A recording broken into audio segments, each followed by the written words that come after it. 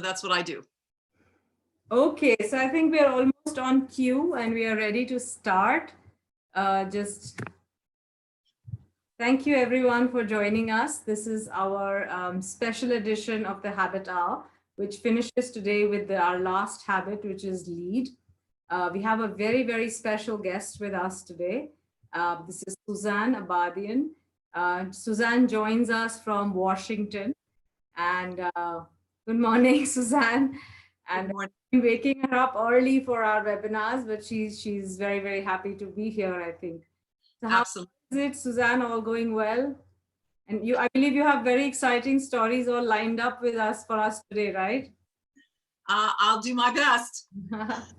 Okay, for those of you who haven't met Suzanne before, Suzanne is an independent consultant and works in the field of leadership development, as well as cultural renewal. She has previously worked with the US Department of State, with Cambridge Leadership Associates, and MIT's Dalai Lama Center for Ethics and Transformative Values. Suzanne is a PhD. She has finished her PhD, MPA and MA from Harvard University. Suzanne, you've been associated with us for almost a year, in fact, more than a year now. And I remember, when I was working on the first course, you were right there. And I think, we sort of got initiated into the Harappa habits almost at the same time. That's right. I forgot about that. I know. So tell me a little about what is it about the Harappa habits framework that really resonated with you?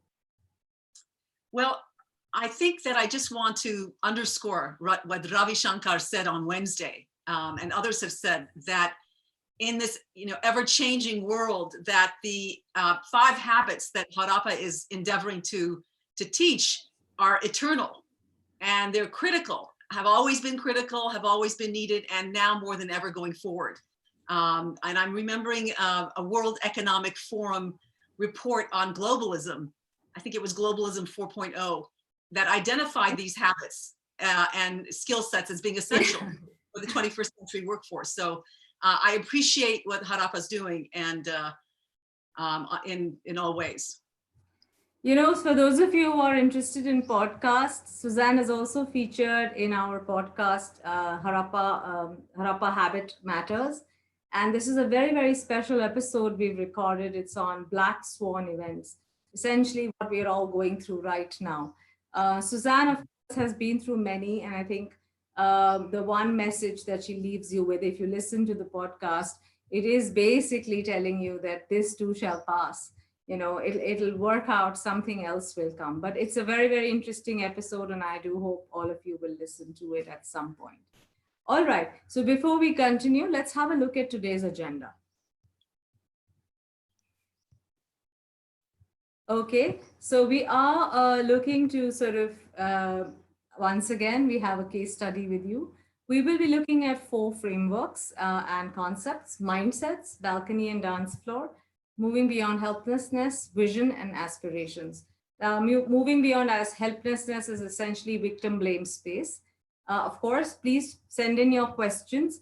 We will be taking the questions in the middle of the session, as well as have a dedicated 10-minute slot at the end for more and more questions. Your questions is what really keeps us going, so do send them in. Then at the end of the session, Suzanne will share her reading list, and we will take it from there. Okay, so before we begin with Suzanne, let me explain to you what the lead habit for Harappa is all about. For us at Harappa, the lead habit is not so much about leading others. It's about understanding, it's a more inward focused skill. It's about understanding what you can do with yourself. It's a personal leadership journey. It's about centering, it centers on you discovering what are your strengths, what are your values, essentially, how do you interpret yourself. It's about figuring out your areas of development, things that you can do to make yourself, better, lead yourself.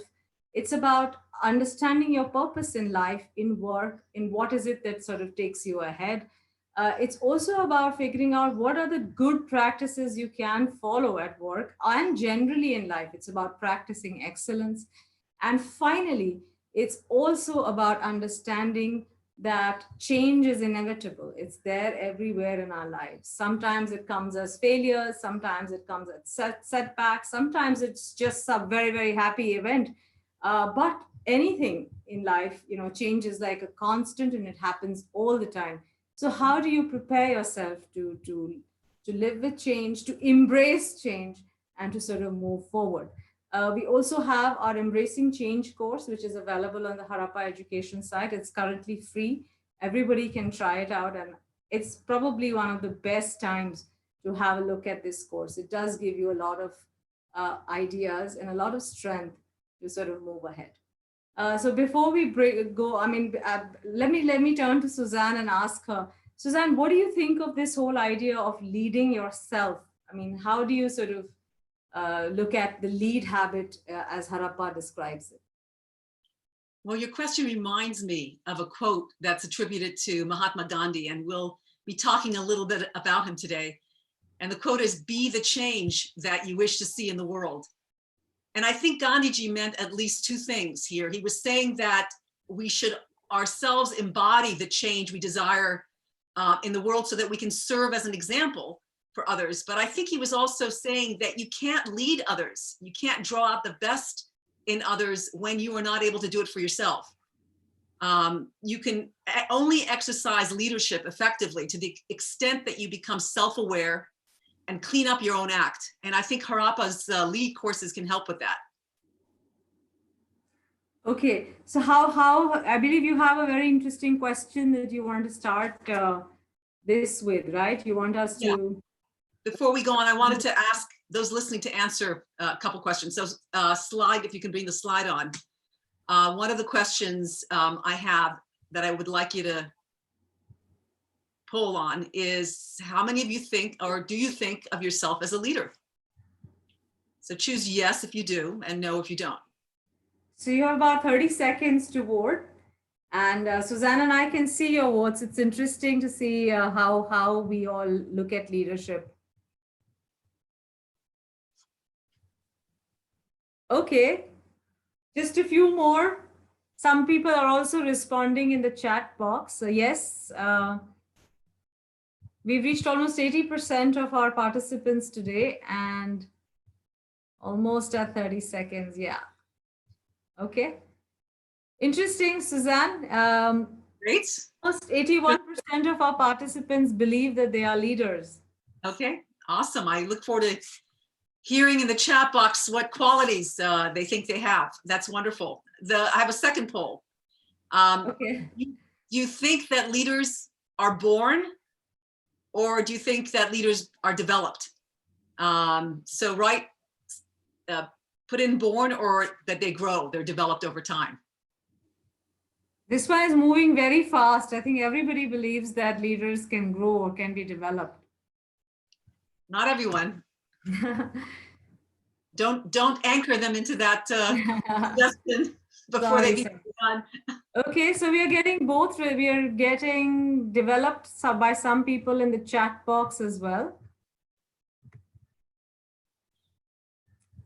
Yeah, about 83% have voted. Great. He's asking, can we check both boxes, grow and developed? Interesting. Yes, of course. I think there are certain qualities that we could have at birth that can help in certain ways, and then that can be developed. So 93% of the participants who voted said that you can be developed into leadership. Well, it's interesting because it used to be that people thought that you either had what it took to exercise leadership or you didn't. And if you didn't, well, that's just too bad.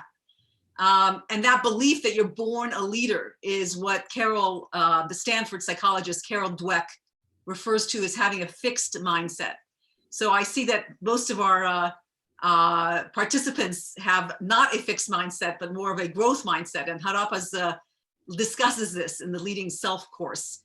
And Carol Dweck, in her book Mindset, The New Psychology of Success, describes the power of our beliefs, both conscious and unconscious, and how even the slightest changes in them can have a profound impact on nearly every aspect of our lives. So one overall set of beliefs she describes as a fixed mindset versus a growth mindset. And a fixed mindset assumes that our character, our intelligence, and creativity are static. In other words, someone with a fixed mindset believes that we're born with a certain level of intelligence and capabilities and that we can't really change them in any meaningful way. So these sorts of people tend to avoid challenges, are less resilient over time. They give up easily when faced with obstacles, because what's the use of efforting when you can't change yourself? So they're unwilling to put oftentimes effort, and they get defensive when faced with even constructive criticism. And they're threatened by the success of others. Now, the growth mindset folks, on the other hand, know and understand that you can develop your intelligence, character, and creative over time, creativity. The sky's the limit. So those with a growth mindset have a desire to learn. They thrive on challenges, see failure as evidence of not of lacking intelligence, but they use it as a springboard for growth and for stretching existing abilities. Mm-hmm. And they're willing to put the effort in, and they don't mind criticism. But the bottom line is having a growth mindset, being willing to push through limits, which requires effort, optimism, and determination, leads to greater success than a fixed mindset. And there's no one that demonstrates a growth mindset better than Mahatma Gandhi. And he's the case that we're going to do today, that I know everyone is very familiar with. But Before we go on to that, would you take Sure. that question that somebody had put in saying, can you have both a growth mindset and a fixed mindset at the same time? Definitely. In certain areas of your life, you might have a limited mindset, others in growth. So you definitely can have both. I think it's interesting to try to, in those areas where we feel limited and constrained and fearful, it's almost a fearful feeling, limited, to see where we can stretch that to understand this is just a limiting belief. It's not really a reality necessarily. Okay. There's of course limits physically. I can't ever become a basketball player of a high sort, but I can still bring out my best talents in that area. So of course there are limitations.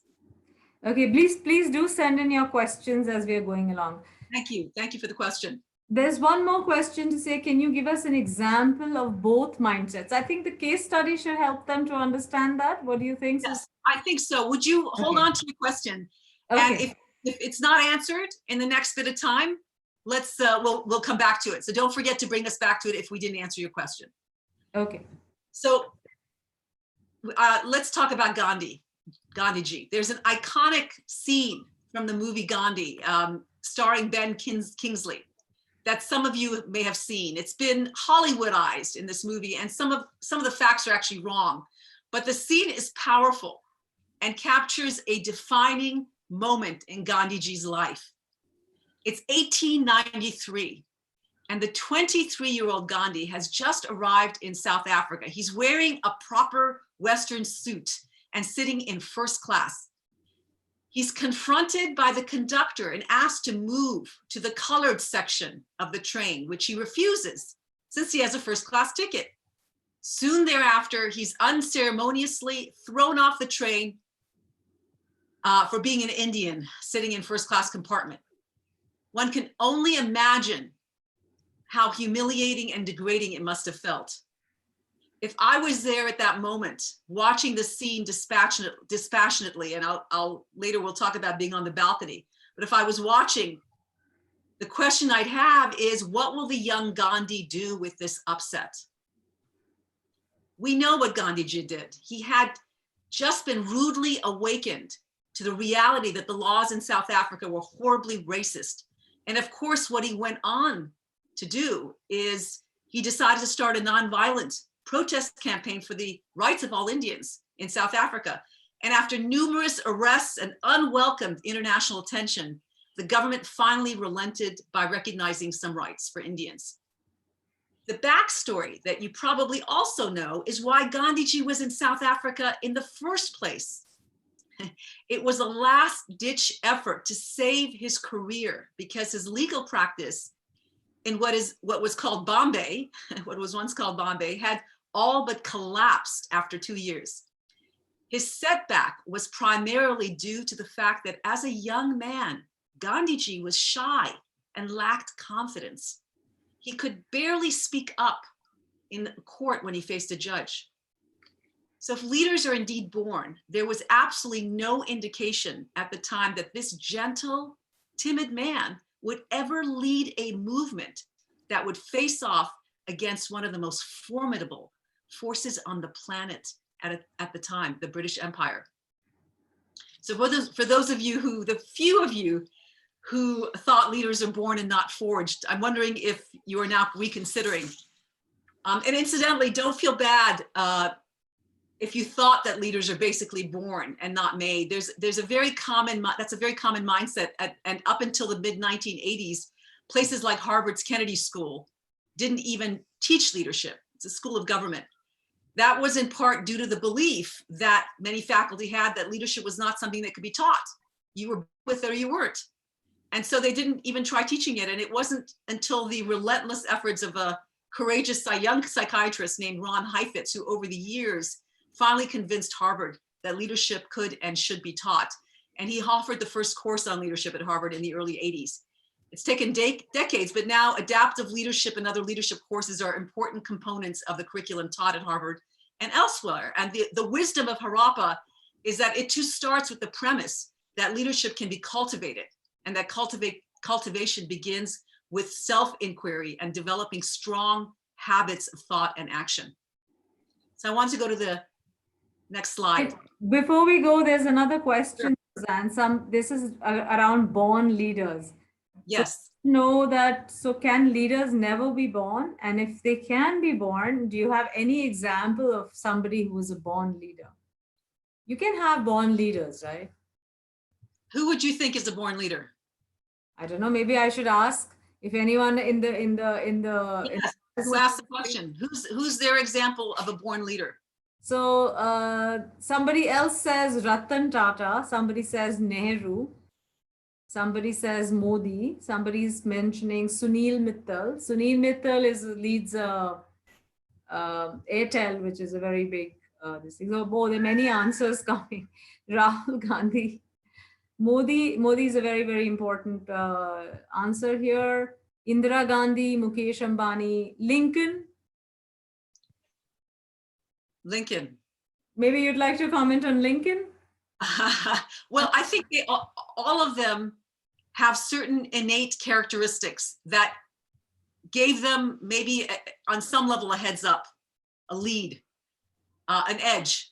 But a lot of people are born with qualities that they don't end up utilizing. Okay. And there are people who may not have had those qualities, like Gandhiji, who was shy. I mean, of course, he had quality of character. That was his real, he was probably born with, but he developed many qualities over time. You know, he was a fearful man, a young man, but he didn't indulge in his, I'll talk about getting on the balcony and developing the skill of self-reflection. Okay. But people can have, of course, skills that they're born with that they never develop, and they get caught in the mud. And there are those who may not have had those skills to begin with, but who then develop the skills over time. So sure, we all have certain qualities we're born with, but we don't always use them to the best advantage. So there's one more question, and then we'll go on to that interesting question that you want to ask. They're saying, somebody's asking, doesn't leadership come with experience? Definitely. I mean, it's experience, but what do you do with the experience? Okay. Again. So people react and respond very differently to the same experiences. We're having one right now, an experience. Okay. How differently are people responding? What are they making of this experience? And that's the key.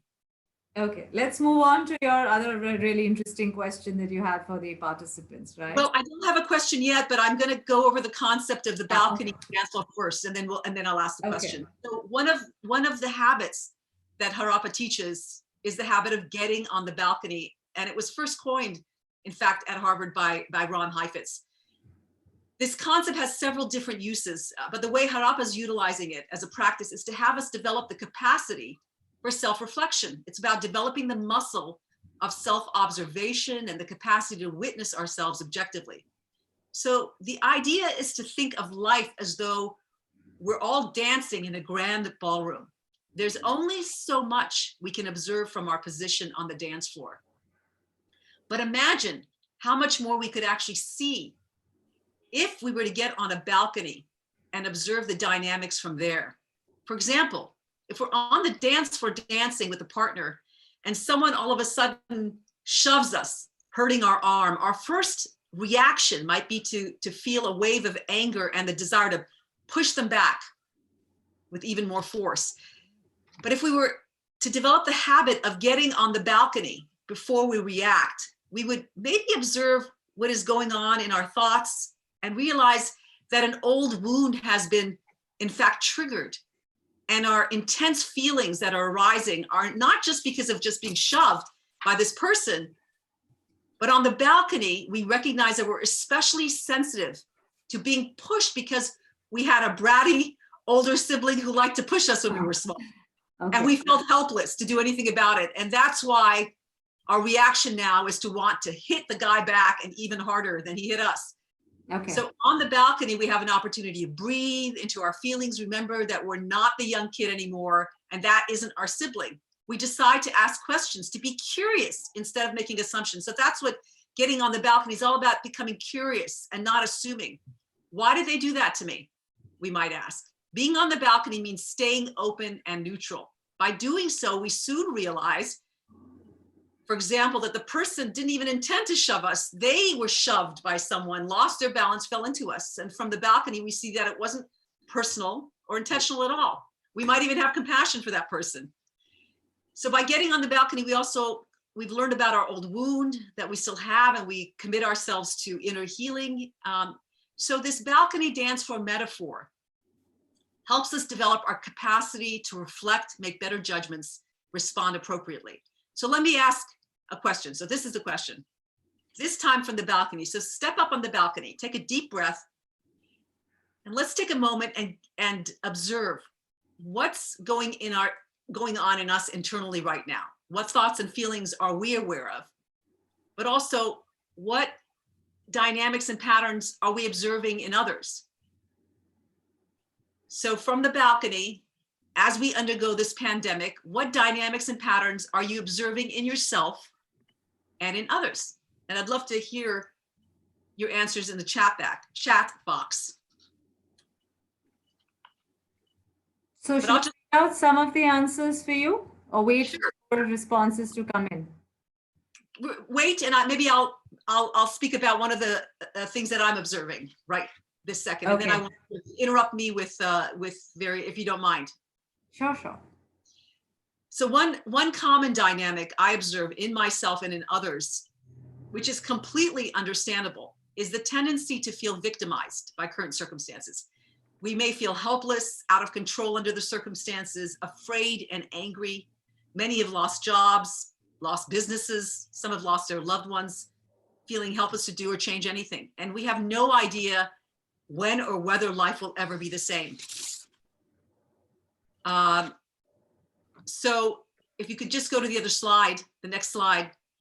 Another one of the frameworks that Harappa offers is that of moving from the victim blame space to the creative space. So from the balcony, we are able to observe patterns in ourselves and in others. For example, from the balcony, we observe the common dynamic that people under extreme stress have a tendency to blame others and look for scapegoats. For example, many around the world are deep in various kinds of conspiracy theories. I don't know if you've heard of any of them. It's a form of blame. Some say it was the Chinese who deliberately released and circulated the pandemic. No, according to the Iranians, the US and Israel are certainly to blame. No, it was the reptilian aliens. No, it's the moneyed elite like Bill Gates who engineered the COVID pandemic. All this blame game is a huge distraction from actually focusing on doing something useful. The point is that from the balcony, one can clearly observe the dynamics of victim blame going on in others as well as in ourselves, the tendency to want to do that. The benefit of getting some distance on the balcony is so that we don't get caught up in the dance of blaming and scapegoating. So Harappa understands that we can't exercise leadership if we're caught up in distractions.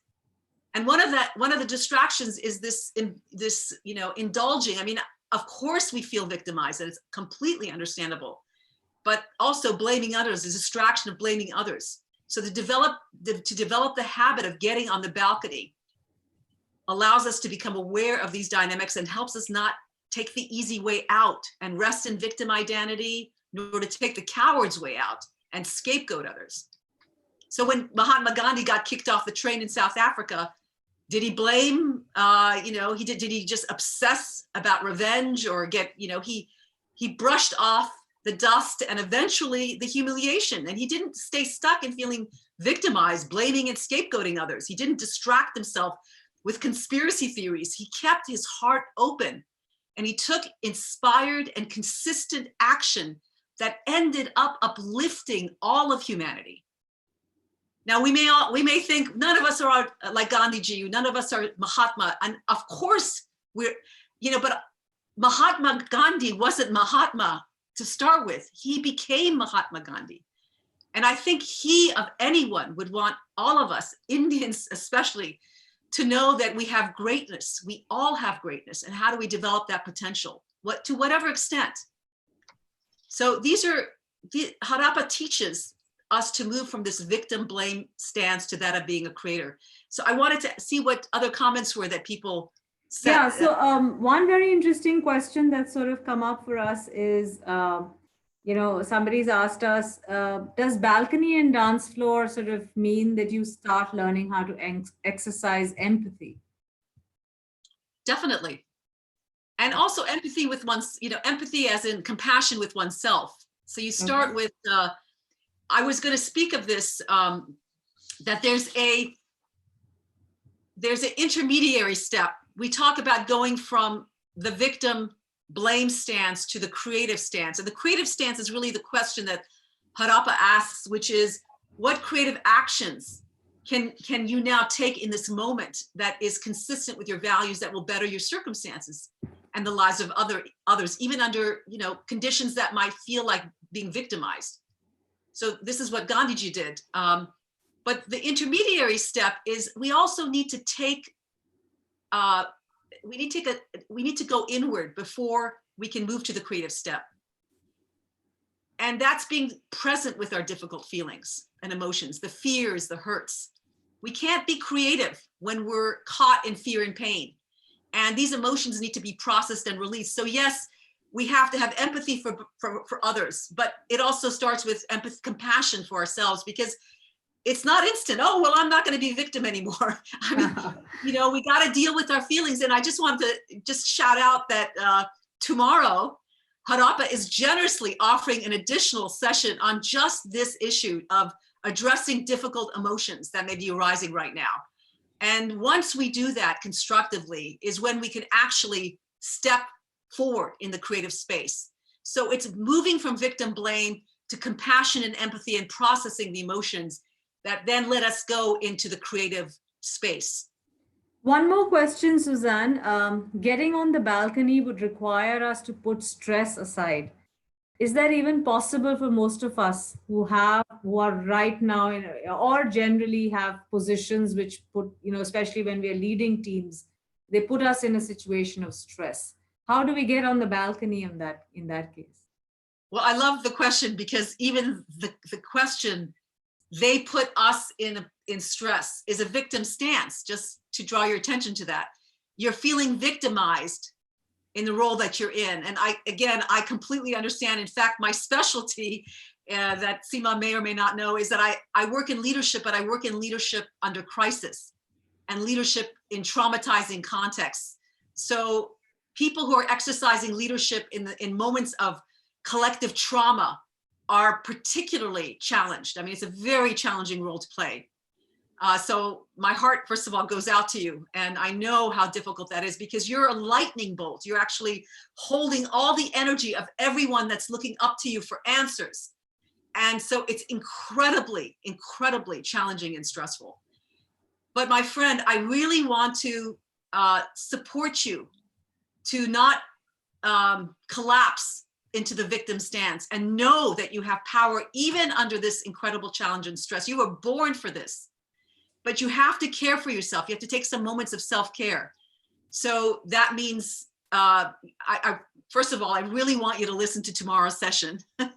And I think they're going to do another session as well. So moments of self-care, moment of self-reflection, you have to take those moments of breathing, of reflecting, and separating yourself from people and stress. So you've got to do that. That is, self-care is the first priority. I hope that answers. Would you like to move on, or should I take one or two more questions related to balcony and dance floor? Sure, let's do one more. Let's do at least one more. This is, how do you deal with someone who's manipulative in office? If we have a balcony view, we might miss the deal or the business or the success that sort of comes with that.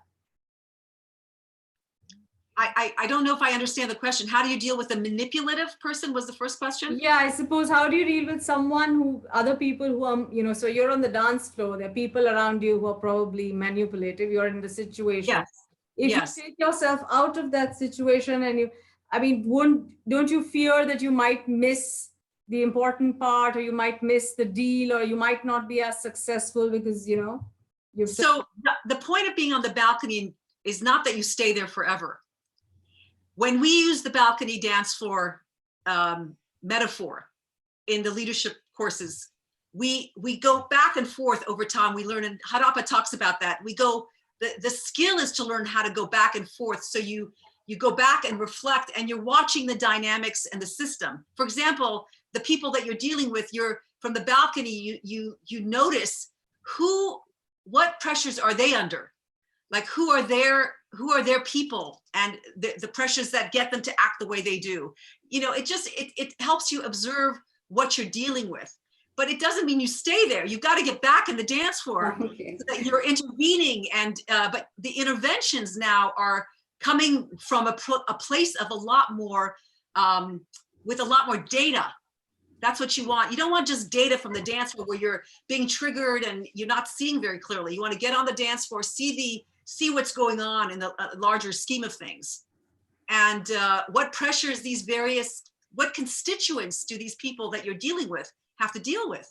Because they're under pressure. They're going to have to go back and answer to the people at home. So you might think of them as being manipulative, but they're under pressure. So who are their constituents? What voices do they have to respond to? Those are the things you get on the balcony, but don't stay on the balcony. Okay. You want to dance. So I hope that answered that question. Yes, I think let's move on, Suzanne. We'll come back. There are many questions coming in. We'll come back and take them. And I welcome them. I love the questions. Okay.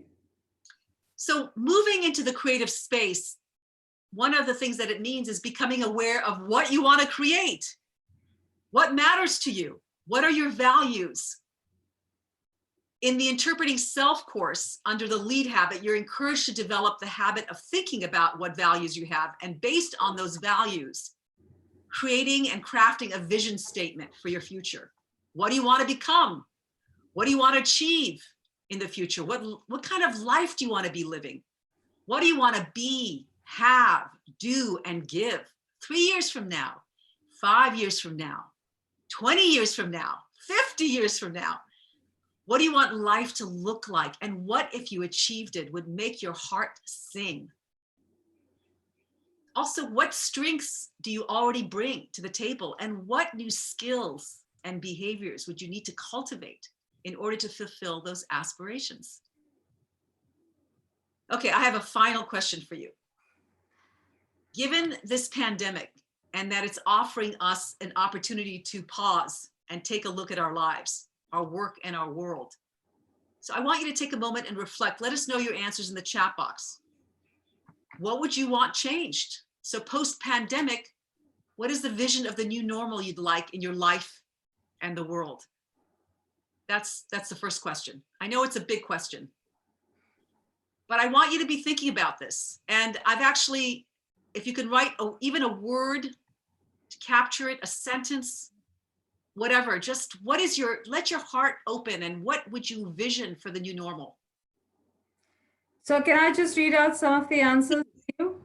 So some people are saying work from home, social distancing, thinking global, acting local, environmental sustainability, simpler lives, Oh, inclusive how, economy, financial planning, learn from Korea, physical distancing, work from home and simpler life, living oh, needs, voluntary lockdowns, more collaborative thinking, healthcare excellence throughout the world, minimalism. That's a nice one. Embrace for change, empowering employees, loving family, enjoying happy moments, being more adaptive, leading remotely, minimalism, plan for future, plan for business continuity, demarcate space for nature and humans, mm, simple living. That's very interesting. How many people are opting I for love it. living in minimalism? Simple life. Well, I think Gandhi G Spirits is here with us. So he embodied, of course, those principles. But who better to lead the world in these changes than India, really? Huh. So I had a second question. Thank you for those answers. It's actually moving for me to, it moves me to see them. The second question I wanted to ask is, what is one thing you could do today, however small, towards that goal?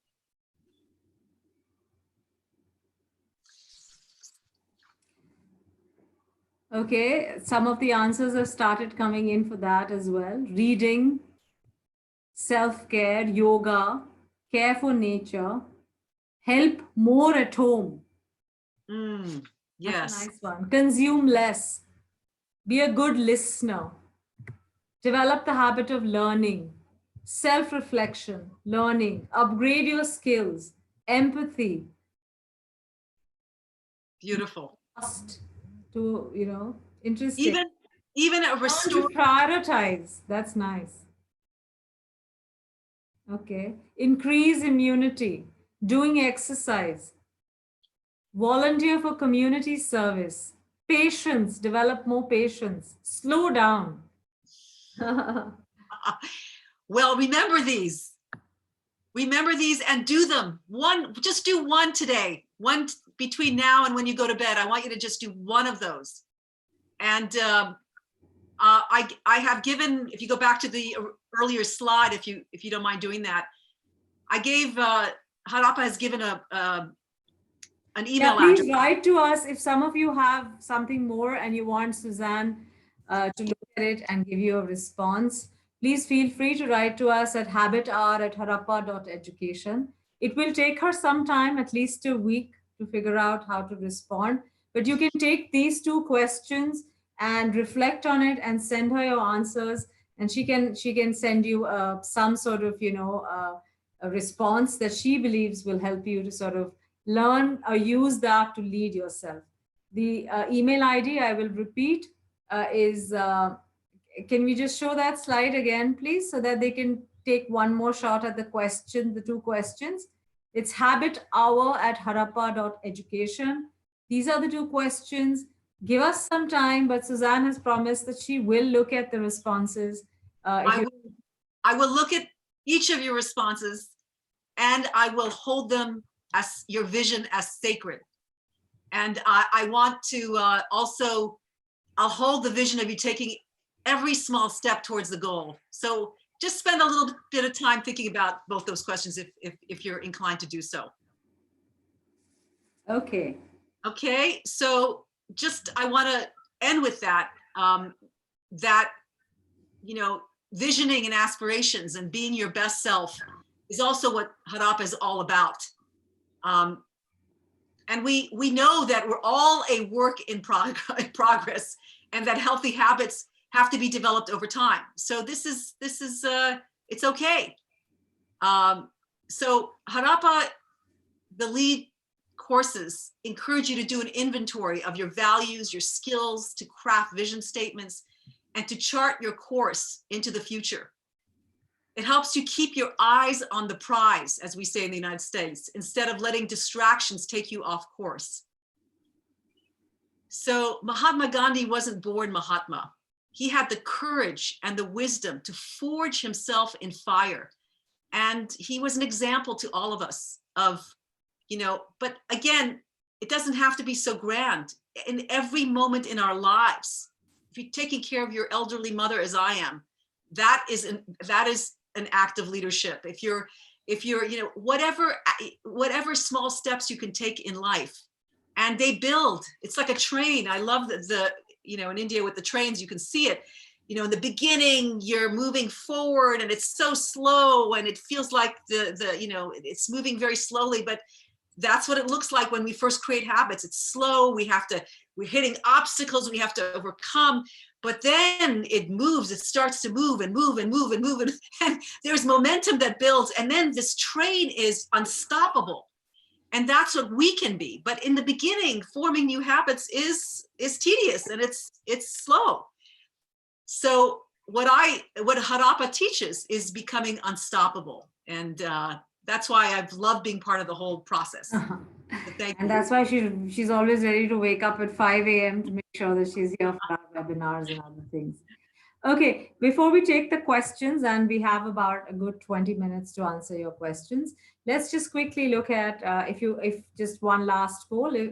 Basically we studied the growth mindset versus the fixed mindset. We talked about the balcony and dance flow model. We talked about the victim blame space and how do you move out of that to a creative space. And we also talked about how visions, figuring out your own vision and then leading that to aspirations is important. All these things help you to lead yourself, to sort of understand yourself better and then sort of move ahead in life. A lot of us often think that leading is all about, doing something for other people. Sure, it can be. But what's really important and what's critical is for sort of, for us to learn to lead ourselves, understand ourselves, interpret ourselves first. Okay, so we'll quickly run our last, if you are okay with us sending you more information about our courses, please let us know. And right after that, we'll jump into more questions. And the questions are already pouring in, Suzanne. So just get ready. We have many, many questions coming in. You are welcome to put your questions in the Q&A box as well as the chat box. And we'll take it from there. Another 5 seconds, and I think this voting will be done. Yeah.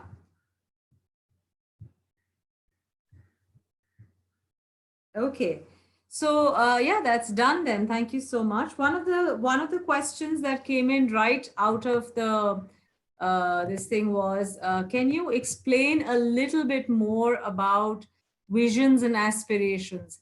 And can you give us a little more emphasis on aspirations? What does that really mean? This is a question that's coming from one of our participants.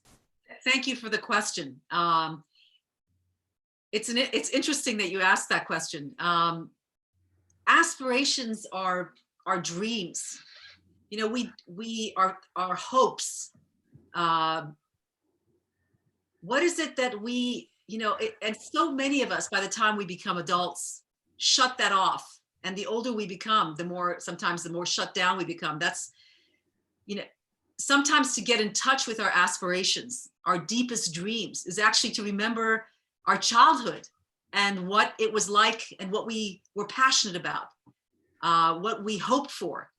So, sometime around 10, I think, is a good age to remember what were we passionate about? What were our particular aspirations? And we all have different ones in a way, because I think we were placed on the planet with different gifts because we were all needed in our own way. So what are our unique aspirations for the world, our dreams, our passions? And it may take time, depending on how old you are or what you've experienced in life, to dig those out, because many of us have been shamed for having them. Or we're not supposed to have desires. Desires are bad. But desires are, in my view, kind of sacred.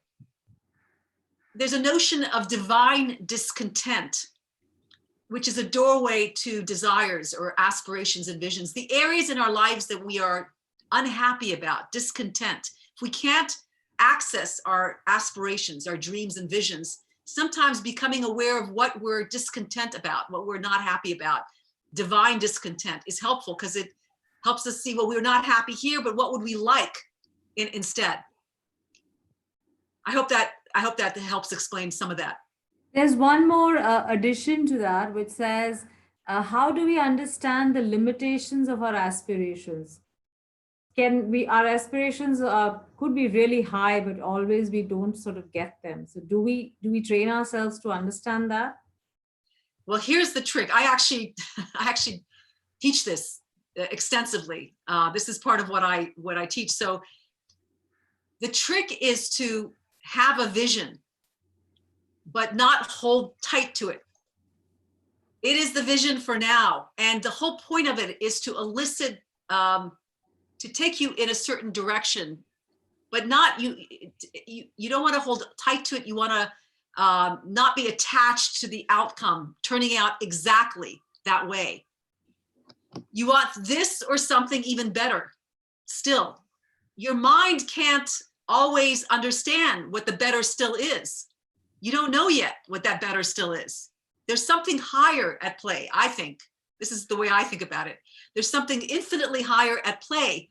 But from the human, we have a vision and aspiration that takes us in the right direction. We're following our instincts towards that, but it won't ever end up exactly as we vision it. Well, sometimes it will, but often it doesn't, and that's okay. So we propel us. We're not afraid to dream. We're not afraid to open our hearts and with passion go forward without demanding that it look exactly the way we want it to look. We get there. We have to release the outcome. Interesting. There are two questions and I'll group them together. One says, do you think the concept of leadership is hyped? And somebody else says, are there 3 common traits that all leaders have? What are the 3 common traits? I'd be curious. Yeah. I'd be curious too, because this is self-leadership. Everything about you, it'll be unique to you, right? Can we really have 3 common traits when we are talking about self-leadership? And hyped, I mean, it's a trendy word, leadership. It was called something else before. And, so yes, in today's world, there's all sorts of hype with anything, but hype means that there's a lot of interest. There's a lot of interest to this energy of this word, so yeah, I'm sure there's some hype, but I also, and there's a lot written about it. I mean, as we'll get to the books, I'll talk about the books that I really love. So there is a measure of hype, definitely. And there's a lot being said about leadership that I don't think is actually that useful. But there's also, it's an important concept. Interestingly, one more question, and Sanjay is rooting for this one. Can someone lead with love? I think it's the most powerful force, actually. Okay. So Sanjay, yes. I mean, okay. What about? Yeah. I think you can't lead if you don't love, actually. So from my perspective, the most powerful leadership comes from a place of open heart and love. Now, love is itself an interesting concept. That's another whole webinar. And I think love is completely misunderstood and misused oftentimes. So, but that's another whole word. So we're waking you up at 5 a.m. again one of these days. Well, I'm happy to do that. That would be actually my favorite topic to talk about. Okay. How can you be kind as a leader and not be taken for granted at the same time? Is there a way to develop a balance?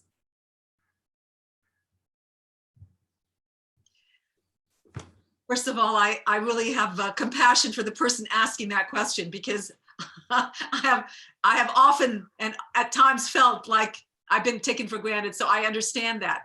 But here's the thing, when you're exercising leadership, the point isn't recognition or being taken for granted or not granted. I mean, that's again, the personality, right? From the balcony, let's look and ask. So I'm asking you, my friend, what's the wound? Where is the feeling of feeling taken for granted? I've actually had to work on that myself quite a bit. and many, particularly I think women, but we might feel that way. I don't know if the asker is a woman, but there are ways to, not be taken for granted, as in to own your gifts and not be afraid to stand in your knowing about your gifts and to speak of them. But that's a different issue than leadership. Leadership, you can't be in the game. You can't exercise leadership hoping to be recognized or not taken for granted. You've got to separate those things out. So again, this is part of developing your capacity to get on the balcony, to heal the wounds, to heal the part of you that feels taken for granted, and learn the skills so that you could be exercise leadership and feel recognized in the ways that are appropriate too. But that shouldn't be the thing that compels you. Gandhiji didn't, people who are effective aren't needy in that way. And I don't mean needy. I'm not being derogatory. I have that need myself to be recognized and not be taken for granted. So it's not a bad need, but leadership is about being so in your purpose and so caring about the whole system that you're not focused on your own need to be taken, to be appreciated. I'm not sure if this is a question that, sort of talks about self-leadership, but let's ask in any case. Is aggression an essential part of learning how to lead yourself? Or is aggression an internal part of learning leadership? I would say categorically no. Okay. Aggression is often part of, I and the groups that I've worked with, adaptive leadership, we use the model where we distinguish leadership from authority. So aggression is often associated with being an authority figure. Now, people in authority may or may not exercise leadership. We have lots of people in positions of authority who exercise no leadership. They, in fact, mislead their people. So for the way I think about leadership is something you do. It's not something that you have the qualities, but authority is a role you play. Leadership is not a role. So people who are aggressive, they may be aggressive. They're in positions of authority. Partly because they have authority, they're aggressive. They're aggressive, and therefore they've gotten authority. I don't know what if you look in the wild at the gorillas, the dominant wolves, the dominant gorillas, the dominant monkeys are all the more aggressive ones. So sure, that from that animalistic perspective, yeah, but that's not leadership. That's authority. That's not leadership. Okay. Now, also, there's assertiveness. You could be assertive, but that's different from aggression. And maybe that's what the writer had been asking about. Leadership is developed when an opportunity presents yourself. Do you agree with that? So essentially, if there's no opportunity, would you not lead yourself? That's, there's a body of literature called situational leadership that talks about that. And yes, it's not only under those. You could be leading yourself when nothing else is happening, when nothing's happening around you. It doesn't require a situation or event, but yes, oftentimes you see magnificent examples of people exercising leadership under duress, under times of high stress, as we're seeing right now. Okay, one more question. How do we discover what mode of leadership is most suited to us? I don't think we really discussed modes of leadership. I think we just sort of, what do you think, Suzanne? How do we answer this one? Well, that's another whole field of leadership, actually. Okay. There are certain skills that I think, and again, the people that I work with, the adaptive leadership model that I work with, we develop skills in people. So regardless of the situation, you can employ these skills and habits of thinking and acting. So it doesn't matter what situation you're in. It doesn't matter what, it gives you a whole framework to understand leadership and how to exercise it under any circumstance. So it also develops your capacity to respond in the moment, because you're improvising. I mean, leadership is about improvisation. So you have to develop it in the moment. And part of getting on the balcony and getting on the back on the dance floor is you go on the balcony to observe in this moment, under these circumstances, what would be more effective. And it's all experimentation. You come back to the dance floor, you intervene, you get on the balcony, you assess the intervention. How was the intervention met? Did it make a positive impact? How are the ripples in the system?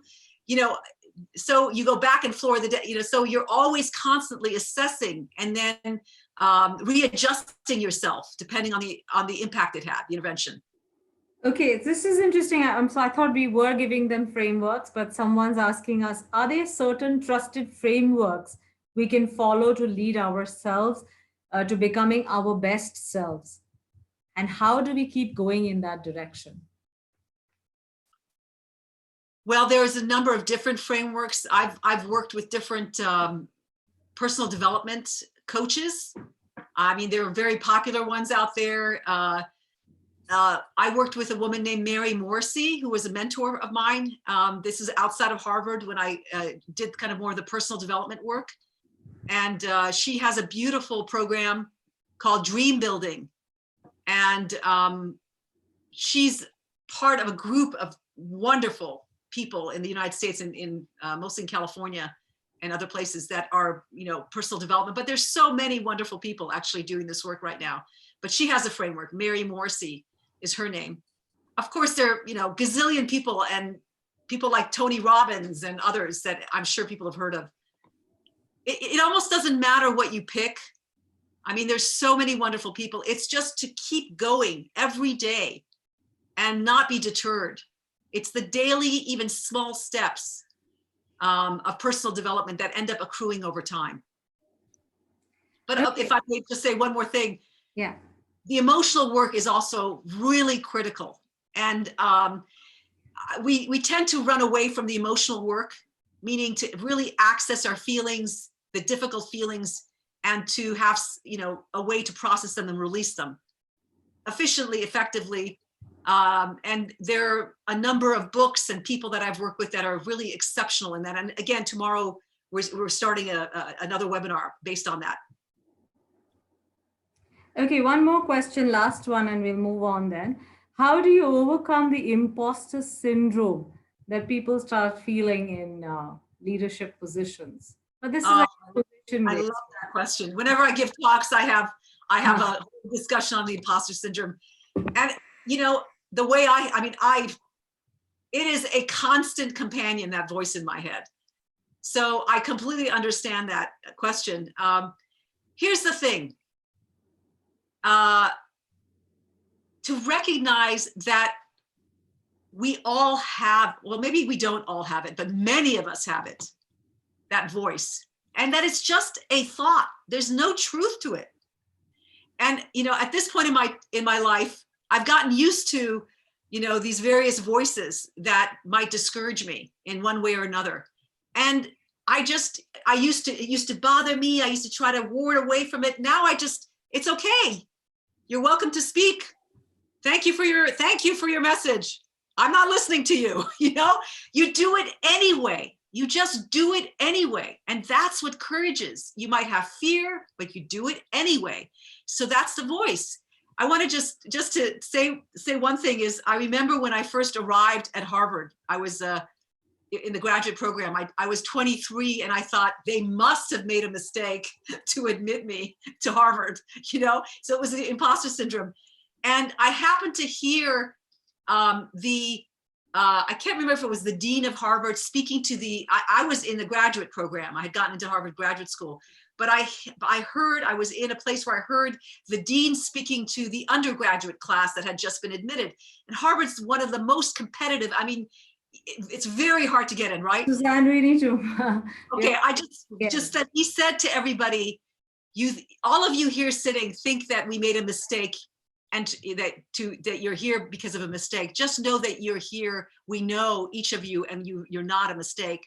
So in that sense, none of you are a mistake, that you're in a position of leadership for a reason, and that we all have the capabilities. So I'd like to just quickly look at Suzanne's book list, but we also want to say that these are the books that Suzanne is recommending. Which one of these is a must-read, Suzanne? Well, my favorite one is the first one, The Practice of Adaptive Leadership. And in fact, any of the books that you read by Ron Heifetz, I think are exemplary. And that's by far my favorite course, my favorite book. The other books, I was thinking this morning, and I've recommended these other three, but I was thinking this morning that really the way to learn about leadership is to read about the lives of exemplary people. And Gandhiji's autobiography, but also there's a beautiful biography written about him, is incredible. And also Nelson Mandela, his autobiography is incredible. So though it's worth reading books about people. Okay, so I just want to end off by telling everybody that our Embracing Change course is up for free. Please do check. You will be taken to the website and you can see it at harappa.com. It's free for everybody to try out. We also have another Habit Hour session starting tomorrow, which is Reboot Saturdays. It's about, we have two very interesting topics, two on different days. One is reframing negative emotions, and the other one is about overcoming stress, anxiety, and depression. Look up the Harappa LinkedIn, as well as our Twitter and other sites. You will be able to log in from there. And finally, yes, there is a certificate for the Embracing Change course. If you complete it and you do everything, you will get a certificate at the end of the course. And finally, the habit matter. Suzanne is a part of this particular episode. Do listen to her story of how she sort of lived through a black swan event, not one, not two, but quite a few, and is still here giving us lessons and giving us encouragement to lead ourselves. Thank you so much, Suzanne, for joining us so early in the morning. We really appreciate it. I hope everybody enjoyed the session. This is about leading yourself. It's about taking care of yourself. And that's where the Harappa lead habit comes from. Suzanne, thank you so much for this. I hope you enjoyed this session. And I hope a lot of you will send us emails so that Suzanne can answer. habitar@harappa.education. Please do look out for it. And as I said, Embracing Change is there. It's free. Do try it out. Thank you. Thank you, Suzanne. Any last word? No, just I'm very grateful to be part of this conversation. Thank you so much. Thank you. Take care. Bye-bye.